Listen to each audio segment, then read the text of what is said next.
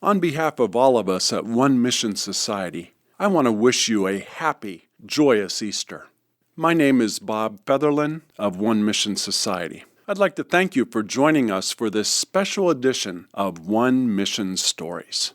Normally at this time, you'd have the opportunity to hear true life stories from our missionaries and international partners. But none of that would be possible if it weren't for the story you're about to hear. Christmas and Easter are really two of our missionaries' favorite holidays because they embody in such a passionate way the heart and the message that we communicate literally around the world. That one message is simply this: God gave a life-changing gift to the world through the birth, death, and resurrection of His Son, Jesus Christ. As we reflect today on the true message of Easter, may we never forget it never would have been possible without the obedience and sacrifice of Jesus Christ. And now, One Mission Society's One Mission Stories proudly presents a dramatic interpretation of The Day That Changed Forever, written by Tim Roehl and adapted for radio by Jason Campbell. I hope you enjoy this.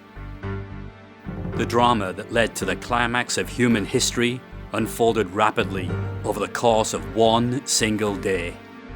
Hanging, suspended between heaven and earth, on a hill called Golgotha, or the Skull, three men are writhing on rough, rugged, wooden crosses. Their blood mingled with the splinters against their backs. The middle cross bears the person of Jesus of Nazareth. His death sentence is being carried out, one agonizing breath, one drop of blood at a time. Below the cross is a great crowd of people, some taunting, some crying in heartbreaking sorrow, some staring in mute shock. The death I am watching is killing me too.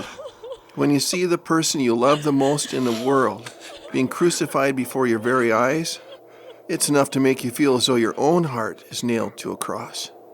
All the other disciples fled into the darkness after Jesus was arrested last night. They're still hiding in the darkness because they're afraid. My name's John. People call me the disciple who Jesus loved, and that love has drawn me to stand here at the foot of the cross. I'm here because of my love for my Master. I can't be any other place but near Him now. But I'm not here alone.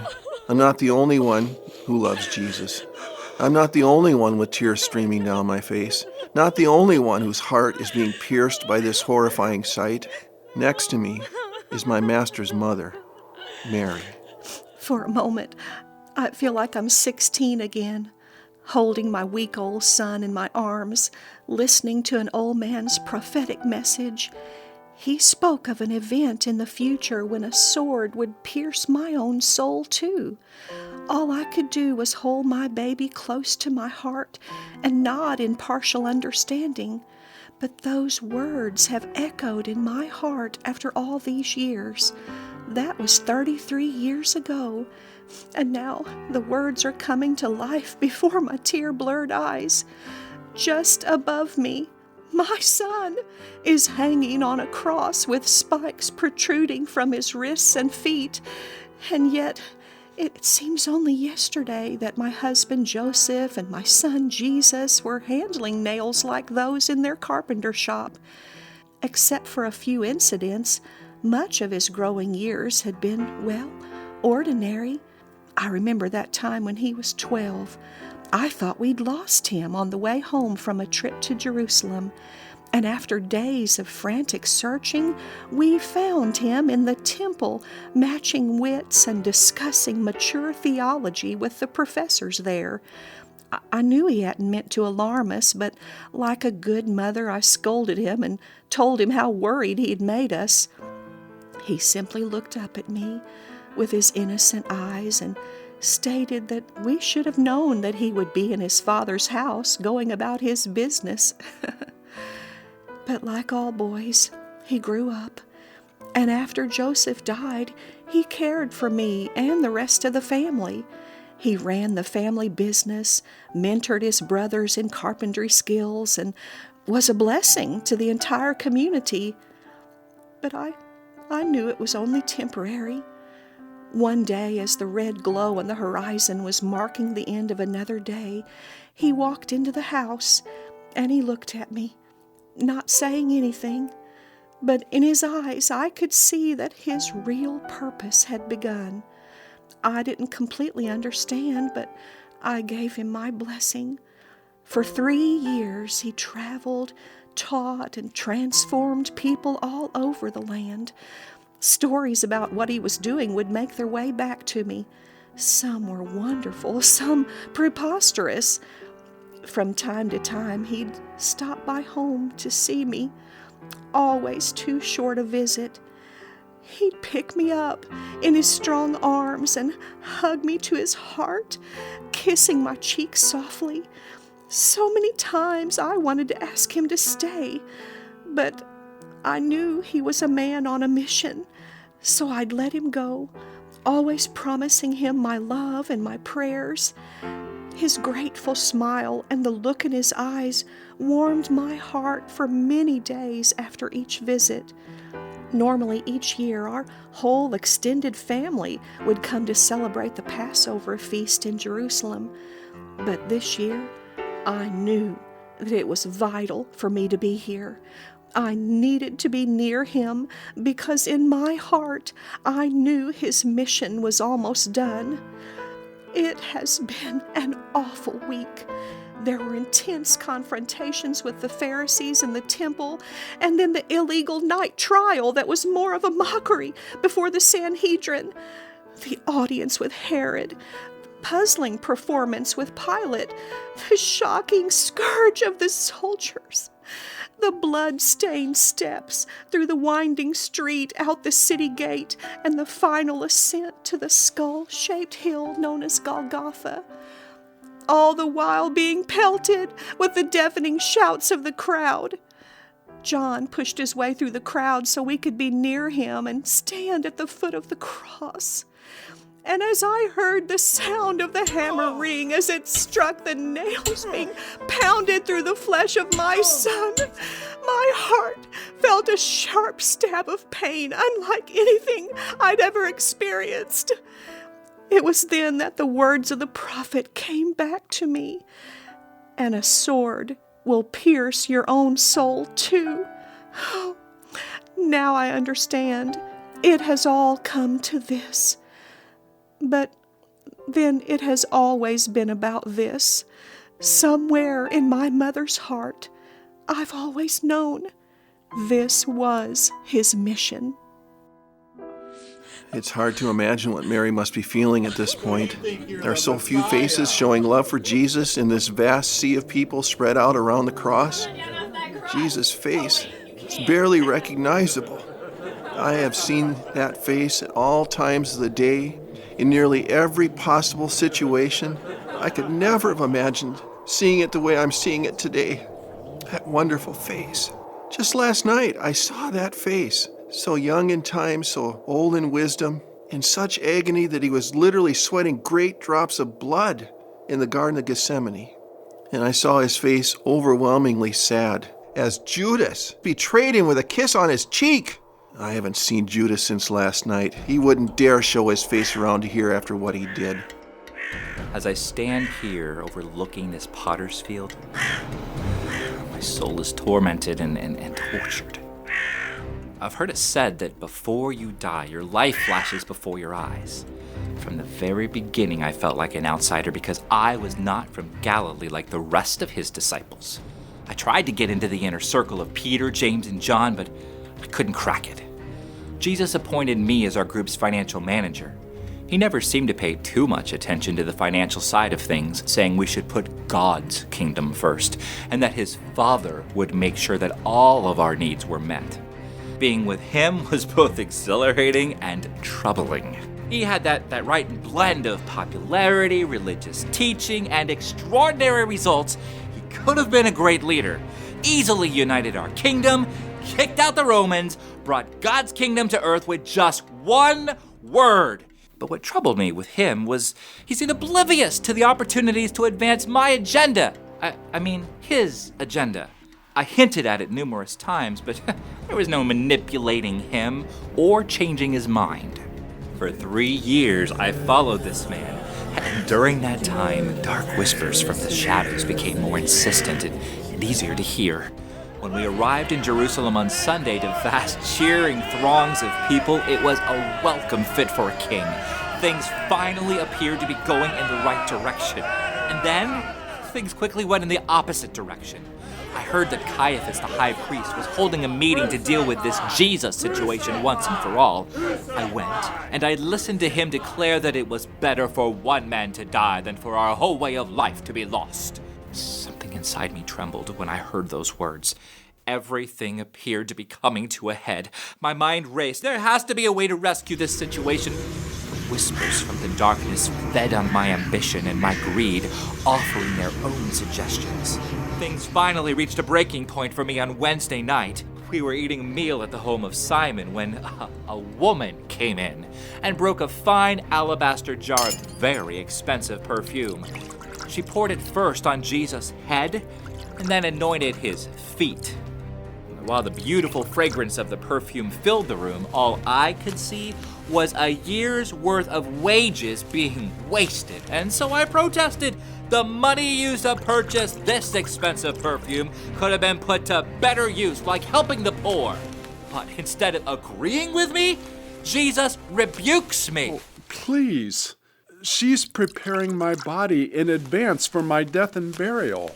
It was at that moment I realized I had no choice but to force his hand in my direction, the way that I thought it should go. He left me with no choice. I'd have to make it happen. So I excused myself from the meal, but I didn't tell them it was to gain an audience with Caiaphas and his inner circle of advisors. What will you give me if I hand over Jesus of Nazareth to you? The price? 30 pieces of silver, the price of a slave. They even hinted that this was just the first installment if I kept my promise. I remember thinking how I knew that I had gotten the better end of the deal, for you see, Caiaphas was now indebted to me. No matter how the situation turned out, he would take my side and protect me. I began to look for the right time and place, out of the way, easy to access under the cover of darkness, and one that offered escape routes if needed. At the Garden of Gethsemane, Jesus often took us to pray there in the evenings. That would be just right. The shadows of darkness were growing stronger. Before, I had always been able to silence the whispers, but now they were crowding in on me, pressuring me, gaining more control. We all gathered at that upper room for the Passover meal, and Jesus quietly asked me to take the place to his left, the place that's normally reserved for an honored guest. I was both honored and confused. Did Jesus somehow know what I had done? We carried on with the meal, eating and talking, until Jesus looked up. Looking around the table at each one of us, he spoke. One of you is going to betray me. I was quivering inside. One word from Jesus, and I would be exposed, and the other 11 men, they'd make sure that I never left the room alive. One by one, the disciples asked Jesus if they were the betrayer. Suddenly, I realized that I hadn't said a word, and so in an unnatural-sounding voice, I said, "Surely, not I, Rabbi." Jesus took a piece of bread, dipped it into a bowl of sauce that was in front of him, and he handed it to me. Whenever a host would take food from his own plate and offer it to one of his guests, it was an incredible sign of friendship. Our eyes met in a wordless conversation. Jesus knew I would force his hand. I leaned forward, smiling, and ate the bread from Jesus. I had made my choice. He is going to do things according to my plan. And that's when Jesus said to me in a low voice that only I could hear, "Do what you're going to do, and do it quickly." From that moment on, I was controlled by something or someone. I made my way back to the temple. I smiled as they dropped the 30 silver coins into my money belt. I tied it around me, but somehow it seemed tighter than ever before, almost like it was squeezing and slowly suffocating me. I was surprised to see the size of the mob that had assembled to arrest one man, the most peaceful man I'd ever known. There were dozens of fully armed Roman soldiers, temple guards with weapons, and priests who wanted to get in on the action. As we walked to the garden, the shadows, they seemed like they were alive, reaching out to me and taunting me. I turned to the soldiers closest to me. Now remember, the one I greet with a kiss is the one. That is the signal. In the midst of the olive trees, one man stood alone. When I saw him, the dark one inside me seemed to rise up with an ugly, unearthly pleasure. Jesus looked at me and spoke softly. Friend, do what you have come to do. I could feel my heart beating as I heard my voice, but it wasn't my voice exactly. Greetings, Rabbi. Grabbing him by the shoulders, I kissed him once, twice, and then again as if emphasizing some point. Jesus looked right at me. Oh, Judas. His voice overruled all of the other voices that were inside me as he touched my heart one last time. You betray the Son of Man with a kiss? I stepped aside. I had done my part. Now it was time for Jesus to do his. All he had to do was take control. Jesus stood tall and strong in the moonlight. Who is it you are looking He spoke loud enough so that everyone in the crowd could hear him. Voice sounding fearful spoke up. Jesus the Nazarene? It was 100 against 1, but they had heard what he could do, and if he turned his power loose on them, I am. Jesus' ringing response echoed with divine power, and the force of his words pushed us all down to the ground. We all expected divine wrath to swallow us up right there and then, but nothing happened. So Jesus again asked the crowd, Who are you looking for? Another voice, a bit bolder this time, shouted, Jesus of Nazareth! I told you, I am he. So if you are looking for me, then let the rest of these men go. Peter jumped out of the shadows, swinging and slashing with his short sword. A man fell down to my right, crying out in pain. Then the sounds of dozens of swords sliding from their scabbards filled the air. The situation was rapidly heading into deadly chaos. Jesus took control, but not the way that I wanted him to. He knelt and he healed the soldier by reattaching his ear. That moment, all of his disciples ran away into the darkness, and I was left standing there, frozen in place, watching as the mob surrounded Jesus, as they grabbed him and tied his hands behind his back. And then the mob was gone. I was left standing alone, trying to comprehend what had just happened. Everything had gone according to plan, but yet nothing was going according to plan. And then it slowly hit me that I had been played in a much bigger game.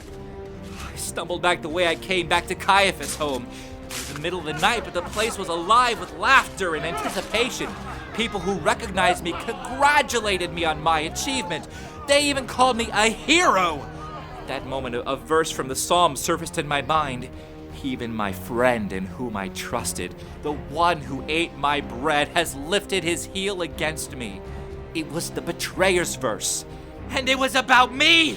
Suddenly, I was gripped with a deep sense of remorse. I have betrayed an innocent man. This isn't justice. It was murder. Wait a minute. The law says if a person gives back the money, any deal is made null and void. They have to let Jesus go. Surely they'd honor their own laws. So I staggered through the doorway. I have sinned. They smiled at me and said nothing. I have sinned. I have betrayed innocent blood. I want to call the whole thing off. They just laughed at me. What do we care? That's your problem. I was dumbfounded. These were the priests, the representatives of God. I had just confessed my sin to them, and they're supposed to find a way for me to be forgiven, to make things right. And instead, they slammed the door of restoration in my face. If there's no hope from them, then there's no hope at all. Reaching under my cloak, I tore off my money belt with trembling hands, counted out 30 pieces of silver. You have to take the money back. You have to take the money back! I threw the money at them. The ringing sound of silver on stone echoed throughout the room. I ran from there, not knowing where to go. No hope, the voices screamed in my head. I stumbled through the narrow streets, the voices pushing me outside the city, away from the crowds, to a place that leads to the edge of a sheer rock face. What am I doing here? Some call this the doorway to hell, because it was a place of human suffering and sacrifice to demonic forces for generations. There's no hope! The voices are so loud I can't hear anything else. They're snarling and taunting, jeering and accusing me. Money belt, still in my hands. This belt was my identity, my security, my life. Now, it's going to be the cause of my death. There's no hope for me. It wasn't supposed to end like this. I don't understand. How could someone be with Jesus all those years and just turn on him like that? But then, none of Jesus' brothers or sisters are here to comfort their mother Mary either. The other women with me continue to stand at the foot of the cross, crying tears of wrenching sorrow. It seems like it's coming out of the very depths of their being. I watched him last night, regal and calm as he faced his accusers, answering without reservation that he was indeed Jesus, the Messiah, the Son of God, the great I Am. But now, between the physical torture he experienced and the spiritual suffering he was enduring from the crushing weight of humanity's sin laid on him, I can barely recognize him. The priests convicted him of blasphemy. They blindfolded him. They beat him over and over. They spit on him while they did it. One of his eyes swelled shut, and his cheeks were all puffed up from being beaten so much. His lips were broken and cracked and bleeding. And then they pulled out patches of his beard and threw it on the floor while they hurled their hatred in his face. But that punishment was only the beginning. The priests pushed and pulled and dragged Jesus on a journey that led them in the early morning hours to the home of Pilate. For months, I've been getting reports back about the man I am to judge today. From all the information I've gathered, this Jesus of Nazareth is not a political climber, a military leader, or even a publicity seeker. He's a carpenter, in his 30s, unmarried, and of a low economic class from a little town to the north called Nazareth. I've even heard reports of supernatural occurrences. Wherever this Jesus goes, miracles seem to follow. Blind people receive their sight, deaf people's ears open to sound, crippled people dance on restored limbs, wild-eyed people possessed by who knows what instantaneously return to sanity. I've even heard stories of dead people being resurrected to life. But his popularity is a paradox. His organization consists of only a dozen men and a few women? And to my knowledge, he never made an attempt to gain power of any kind. His teaching and actions resemble those of a servant more than a celebrity. Yet Jerusalem's leaders view him as a threat, a rival. Some call him a savior, others a king, and still others like myself don't know what to think. But now everyone has heard about this Jesus of Nazareth. Even my wife Claudia, who sometimes watches the crowds, has told me about him. She seems to be deeply moved by what he says and even thinks that he might be God in the form of a man. Well, whatever he claims to be, I find religion contemptible. I've seen religion in my military travels and the idols and careless prayers that lead to fear, suspicion, and frustration. Well, I'll have none of it. Sir, the priests and prisoner have arrived. They're waiting outside so as not to defile themselves in your unclean home. Such silly religious rules they follow. Very well, I shall be there presently. They look like they haven't had any sleep. And that one must be the prisoner. He's dressed plain enough in a seamless robe smeared in dirt and... oh, is that spit? Well, these leaders certainly have been busy. They look more like a pack of snarling animals awaiting a kill than religious leaders. And the prisoner's face. He's the only one calm in the group, though he's already showing evidence of being beaten. He's definitely not like the other wild-eyed revolutionaries who struggle and curse the Romans. There's something different about him. Look at how he holds his head high, almost as if he's the one in control of the situation. What charges are you bringing against this man? If he were not a criminal, we would not have handed him over to you. They dare to disrespect me in my own home. I think not. Fine. Take him yourselves and judge him by your own laws. But Pilate, we have no right to execute anyone. Only the Roman government can authorize a public execution. So that's it. You want me to give my stamp of approval so you can kill Jesus. Very well, Centurion. Bring me the prisoner so that I may speak with him privately. Are you the king of the Jews? Is it your idea, or did others talk to you about me? That's a very clever response. Do you think I am a Jew? It was your people and your chief priests who handed you over to me. What have you done? Are you seeking to overthrow Rome with a kingdom of your own? My kingdom is not of this world. If it were, my servants would fight to prevent my arrest by the Jews. My kingdom is from another place. You are a king then. You are right in saying I am a king. For this reason I was born, and for this cause I came into the world, to testify to the truth. Everyone on the side of truth listens to me. Truth. What is truth? Perhaps truth is standing before me at this very moment. Take him. Away with him. As for me, I find no basis for a charge against this man. But we have a law, and according to that law, he must die. He claimed to be the Son of God. He's been spreading his lies all over the nation, starting in Galilee. Well then, this is a matter for Herod. Take him to Herod's palace and let him deal with this man. In the meantime, bring me the other prisoner. I know what you're trying to do. I know your methods of attempting to squeeze me into doing your bidding. But I have a solution to the problem, and his name is Barabbas. Pilate has requested the other prisoner, Barabbas. So you are the famous revolutionary. You are nothing like the other one. You have been sentenced to die, Barabbas, and it would give me no greater pleasure than to run you through with my own sword right now. But, according to your custom, I release a prisoner at the time of your people's great religious feast. This year, I'm going to let the people choose. Jesus the Nazarene, whom many are calling the Christ, the Son of your God, has been accused of treason by your priests.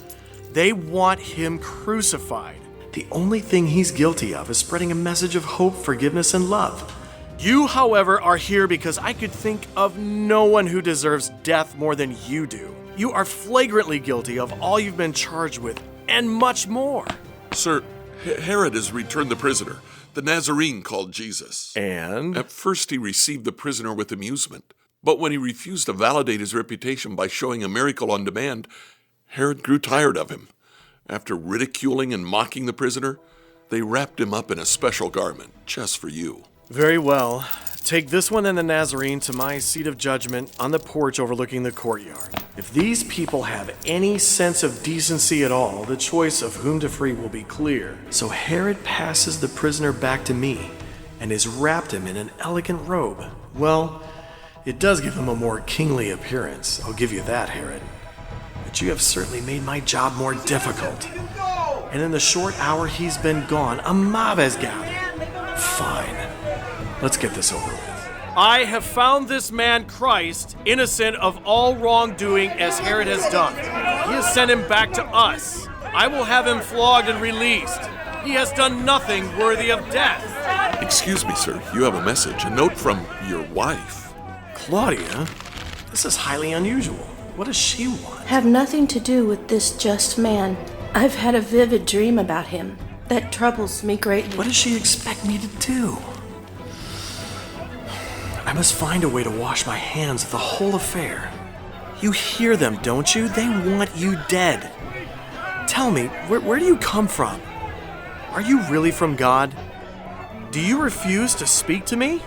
Don't you realize that I have the power to either free you or crucify you? You have no power over me that was not given to you from above. The ones who handed me over to you are guilty of a greater sin. Crucify! Crucify! Crucify! Would you have me crucify your king? We have no king, but Caesar. I find no basis for a charge against him. But it is your custom for me to release to you one prisoner at the time of Passover. Which one of these men do you want me to release to you? Barabbas, who has taken part in a rebellion? Or Jesus, the King of the Jews, who is called the Christ? I find nothing wrong in this man. Crucify this one who pretends to be the king. Any man who sets himself up as a king is a rebel against Caesar. Bring me a basin of water. I am now symbolically washing my hands, and all of you are bearing witness to it. I am innocent of the blood of this righteous man. His blood be on us and on our children. Take him and do with him as you wish. The responsibility is yours. Release the murderer Barabbas.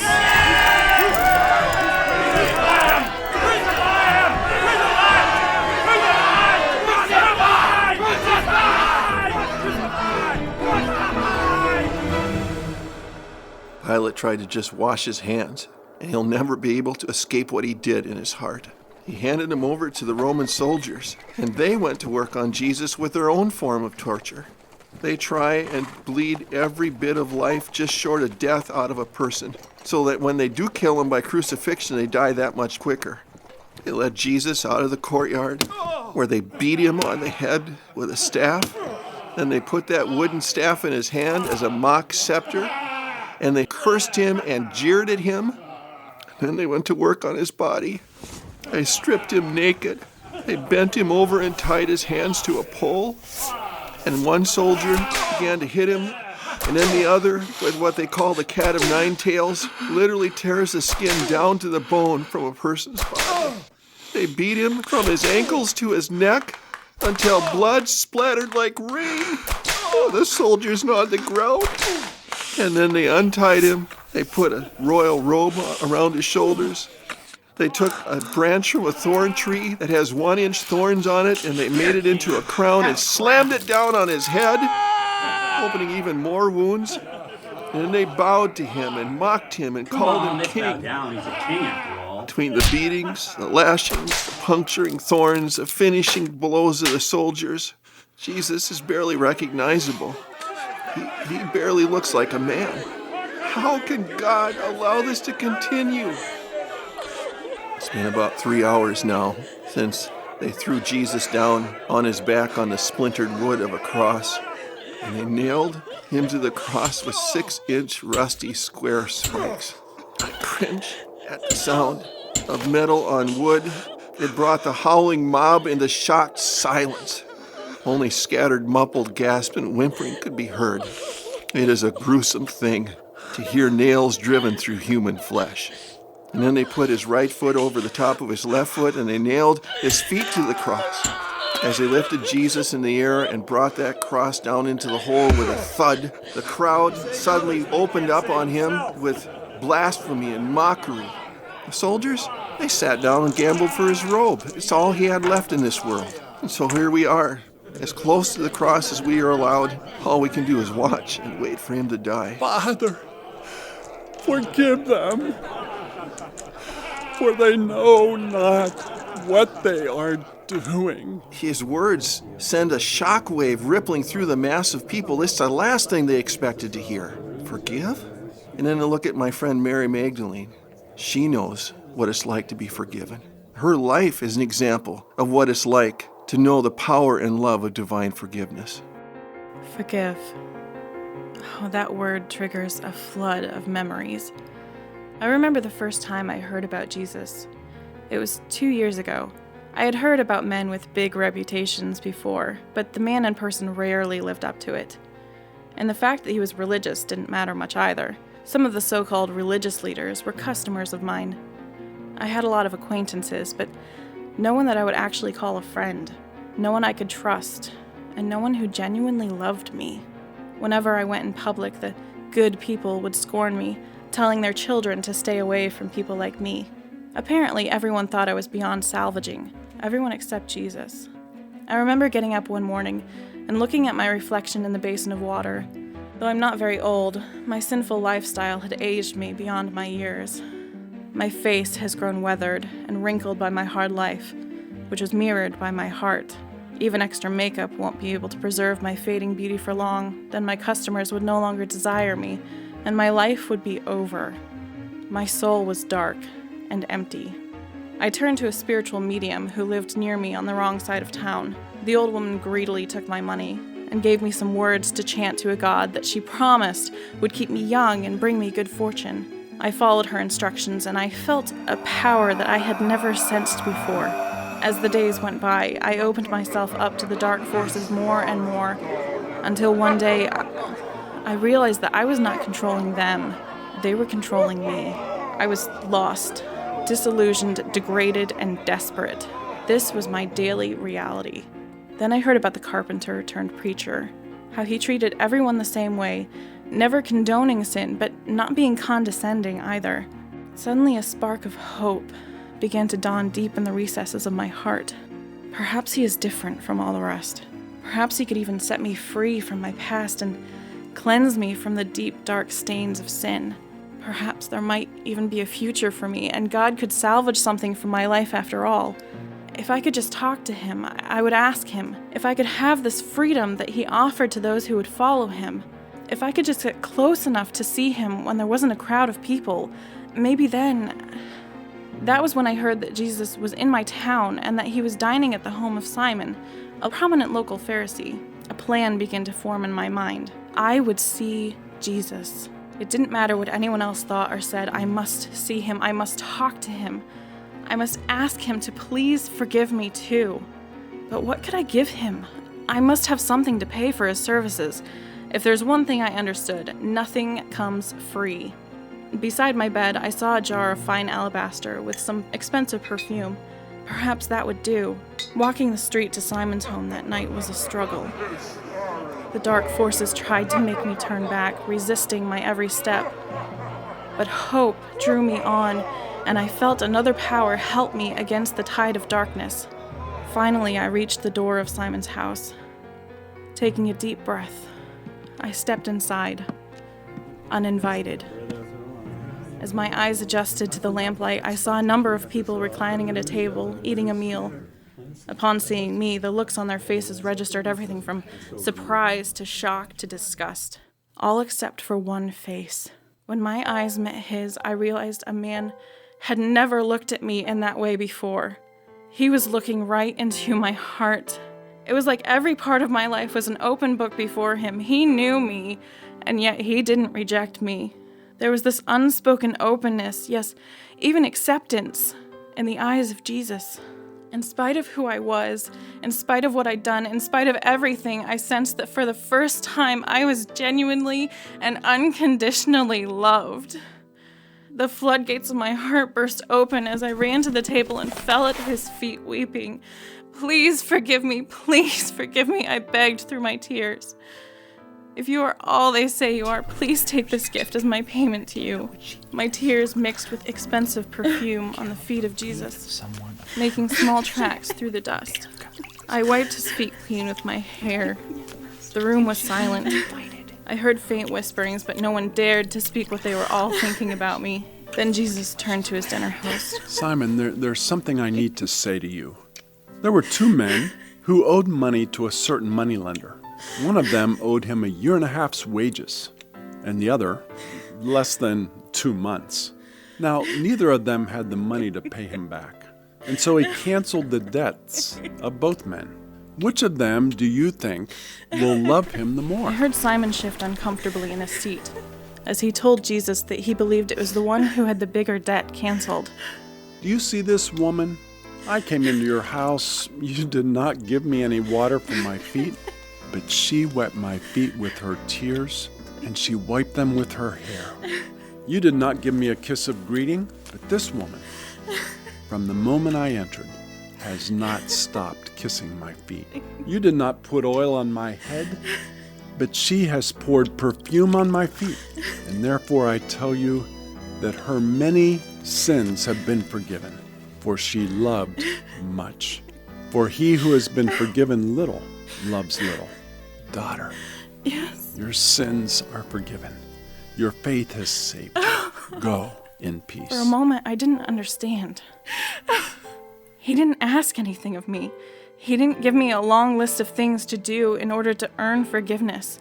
He simply and freely forgave me completely. I didn't deserve it. I didn't earn it. And yet, in one powerful act of love, He wiped clean my past and gave me what I had never experienced before. A clean conscience, a sense of worth, a sense of being accepted by God and being really, truly loved. And now as I stand here at the foot of the cross, I realize something that I hadn't understood until this moment. I should have been on that cross. I deserved to die, not him. But he took my place, paying a penalty I owed for sin. That is how valuable I am to him. That is the price of forgiveness. Even in the midst of the agony he's experiencing on the cross, he's showing love to those that love him most and least. Jesus hasn't spoken very much over the last few hours. The longer he hangs, the more difficult it is for him to breathe, and every word comes with physical exertion and great pain. I listened to him promise pardon and paradise to Decimus, the thief hanging on his right. When I look into his eyes, I see the immense suffering and yet also that familiar look of tender love I know so well. It was that kind of love that made me follow Jesus in the first place. It was that kind of love that transformed me from a quick-to-anger son of thunder into an apostle of love. Look at that. The soldiers seem oblivious to the eternal drama taking place right in front of them, except that one centurion.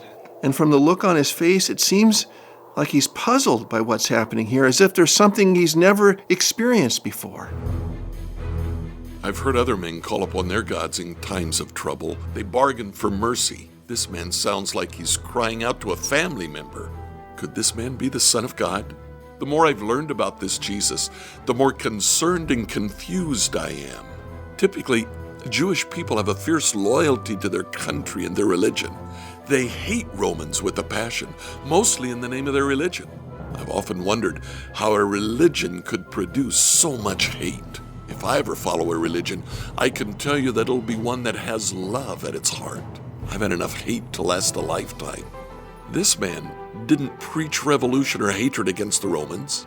He spoke of transformation of the heart by love. As a Roman centurion, I often have to deal with insurrections in Palestine and gather information about potential threats to Roman rule. The first reports on Jesus were different than any other man I've ever investigated. He didn't try to drum up crowds. Rather, he seemed to shy away from publicity. He was gaining a great deal of popularity with all kinds of people. Even tax collectors and prostitutes were gladly following him. Wherever this Jesus went, people became different. Reports say that he was even heard to forgive people of their sins. Even I know that only a God can do that. I was there when he rode into Jerusalem. We were ready for an uprising, but it was nothing more than a peaceful demonstration of people waving palm branches like festival banners and laying their robes on the roadway. The city had never seen such a triumphal entry. It was a welcome celebration fit for a king. And how quickly things changed as their shouts of Hosanna to the Christ on Sunday became Crucify the criminal on Friday. I was surprised when the Jewish religious leaders struck a deal with Pilate to do away with the man. Why would religious leaders want to orchestrate a murder? I was directed to arrest him in the garden just outside the city under the cover of darkness. I'd been with the prisoner every step of the way, from supervising his arrest to leading him from the Sanhedrin to Pilate and Herod, and then back to Pilate again. It was when he was standing before Pilate that things changed for me. When he said he was a king, well, I hadn't minded him being a teacher or even a miracle worker, but a king? No. Caesar is my king. He commands most of my time. But the rest of my life is my own.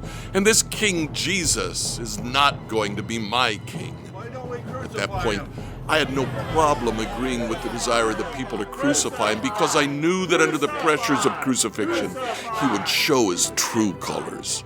I oversaw his scourging and even rode behind him to Calvary to make sure the crucifixion took place as ordered. But the carpenter never once resisted. This Jesus maintained a grace, even a dignity throughout the painful process. I was sure he would break his calm and begin cursing and making threats, even bargaining with us when we nailed his hands and feet to the wood. I've seen a lot of men die, Death always reveals a man's true character. Jesus would have to crack sooner or later, right? But he didn't. In spite of the incredible pain, Jesus still had this unearthly dignity and strength about him. No hatred, no fear on his lips, no malice in his eyes. When he looked at the crowd and prayed for the forgiveness of the very ones who had mistreated him, including me, my heart began to shake as I realized I had just heard something that was not human, but divine. This man might actually be who he claims to be. Only a God in the form of a man could handle all of this. I felt a deep hunger growing inside my soul. I had to talk to this man, not to gather more information, but to talk to him about the needs of my own heart. If he can forgive one of the thieves on the cross, then surely he could forgive me too. But it's too late now. Jesus is dying before my very eyes, dying like a king, sacrificing himself for the freedom of his people. It is finished. I've never seen love like this before. Father, into your hands I commit my spirit. Surely this man was the Son of God. With that final statement, Jesus lowered his head as if he was resting and willingly gave up his spirit. Suddenly, the ground began to shake as even the earth seemed to shudder at the death of its creator. They watched as the soldiers broke the legs of the two thieves on the crosses beside Jesus to speed up their deaths. But when the soldiers came to Jesus, they found that he was already dead. To be sure, one of the soldiers plunged a spear deep into Jesus' side, causing a mixture of blood and water to pour from his wound. There was no doubt. Jesus was dead. His face seems different somehow now. He looks as if he's sleeping. And at any moment, he'll wake up and tell us this has all been a bad dream. He's not going to wake up, though, is he? The look of agony is gone. He's at peace now. But his final words didn't sound like someone who was dying. He didn't sound defeated. It sounded like a mighty warrior shouting victory.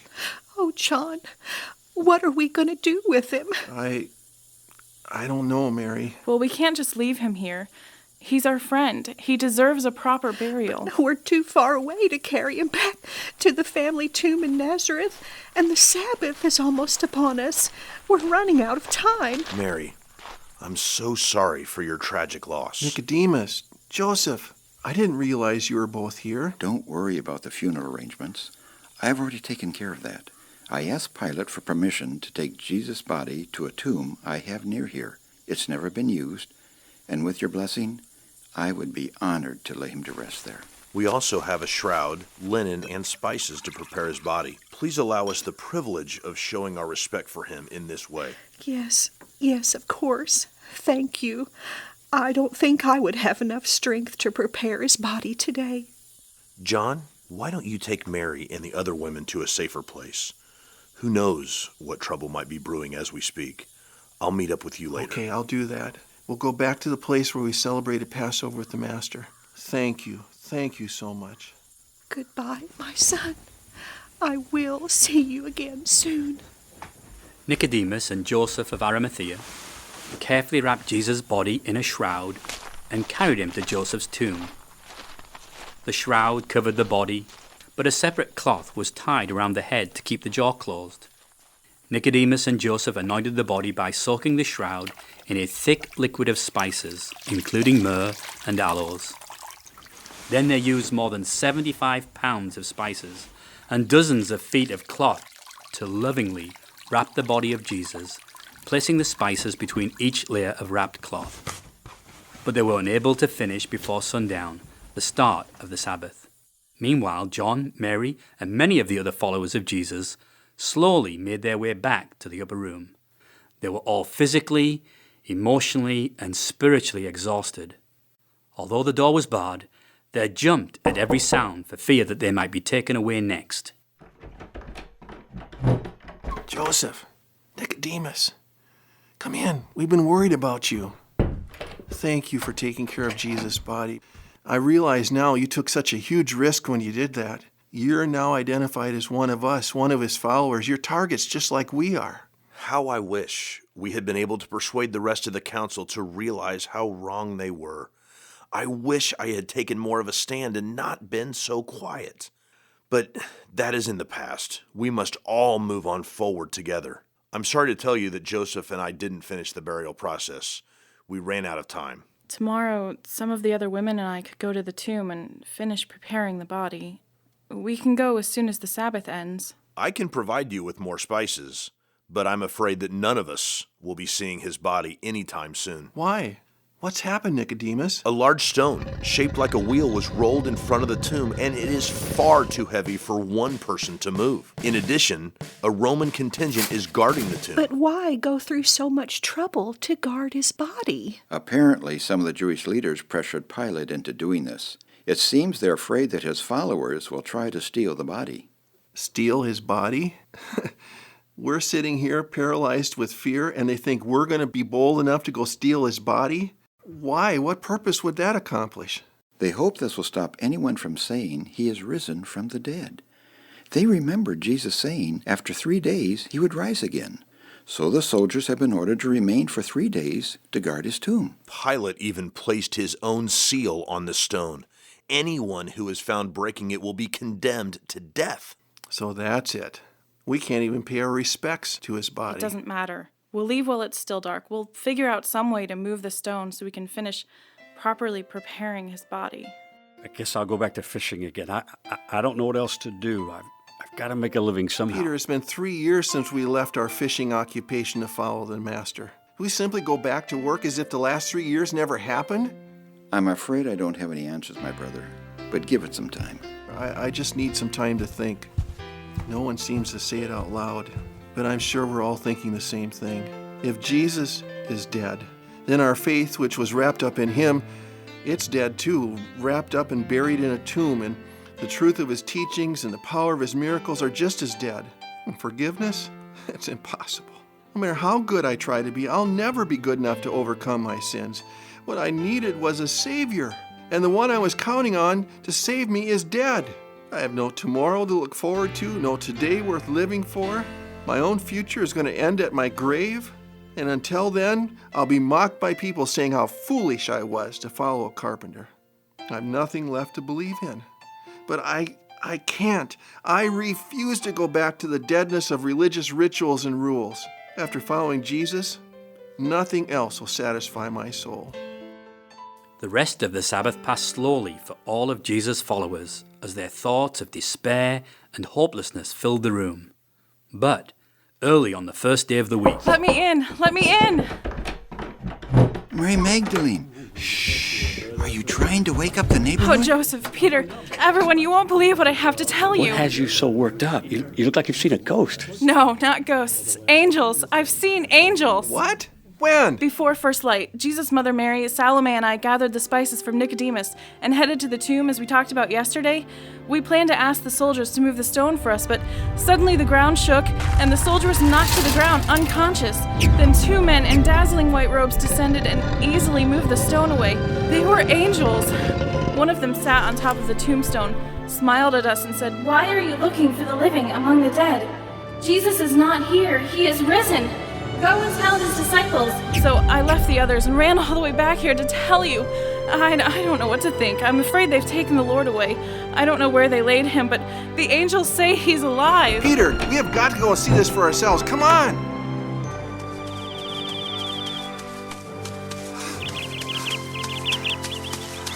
I didn't think you were going to make it. Well, you do have youth and speed on me, John.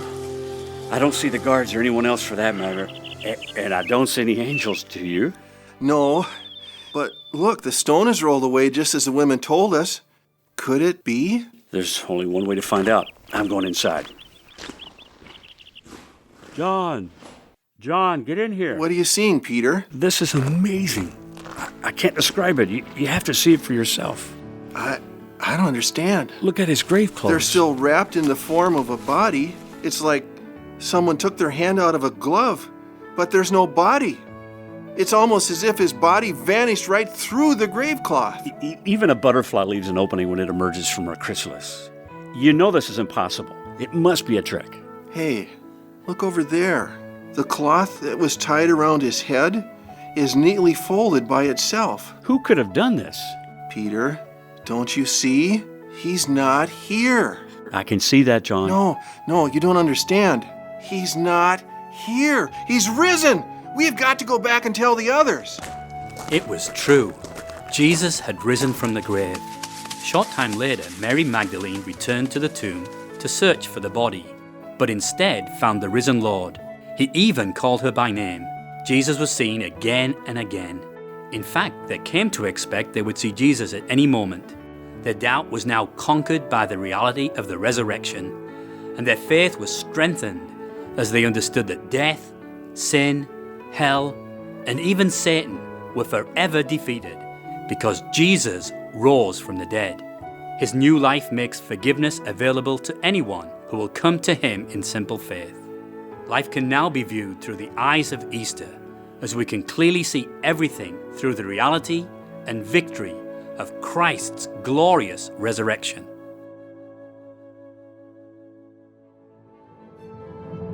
You've been listening to a special One Mission Stories Easter presentation of The Day That Changed Forever, featuring the voices of the OMS missionary family, including Jason Campbell, Tim Roehl, Carl Walton, Carolyn Knight, Bob Featherland, Rich Danzeisen, Bill Evans, Sam Downey, Jessica Hollopeter, Roger Skinner, Tom Overton, Paul Cox, and me, Randy Spacht.